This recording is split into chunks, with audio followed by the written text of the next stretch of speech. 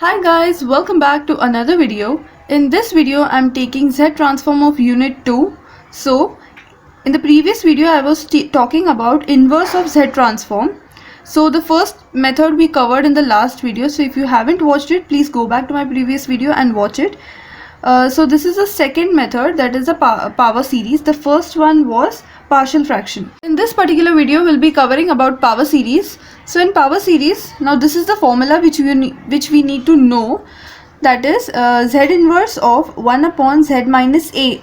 Now this is the formula. It will be A raised to K minus 1 if K is greater than 1, and it will be minus A raised to K minus 1 if it is K is less than 0. So now first I'll tell you how to differentiate between the sums of power series and partial fraction. Now in partial fraction, if you remember, on the top there will be a Z. So in power series there won't be any Z, it will directly 1 upon the entire term. So now this is an example, we'll look into it how to solve this. So this is a question. What will we do is, first we'll write f of Z is equal to, we'll write this entire term, that is 1 upon Z minus 3 into Z minus 2. Now we'll do partial fraction over here, that is f of Z is equal to, we'll take A upon Z minus 3 plus we'll take B upon Z minus 2. Now as I've told you how to solve partial fraction in the previous video, so in the same way we have to solve it. That is, we have to find A first. To find A, what we'll do is, we'll write the B part, that is 1 upon Z minus 2, and we'll put Z is equal to 3. Why? Because see this, it is Z minus 3 is equal to 0. Now when this 3 goes over here, it becomes Z is equal to positive 3.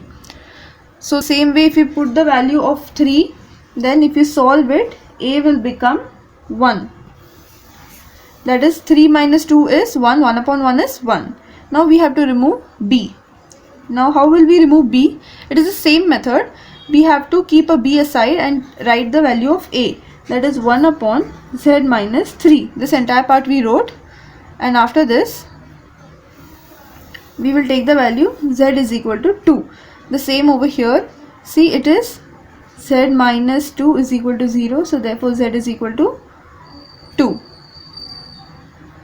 So now the value of B will be minus 1.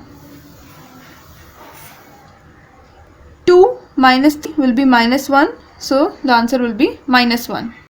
Now what will we do? Now we'll substitute the value of A and B in this equation. Okay. We'll write f of Z is equal to, in the place of A, we'll write 1 upon Z minus 3 plus, over here B's value is minus 1, so we'll write minus 1 upon Z minus 2. We have to find where the value of Z lies.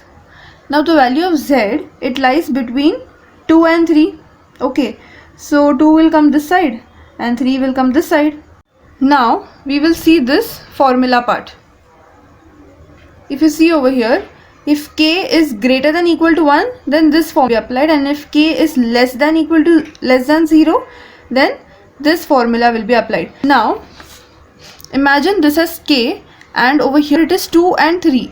So it lies between 2 and 3. As Z transform, it lies between 2 and 3. So it is greater than 1. This value will be used, A raised to K minus 1. So for this A is 3.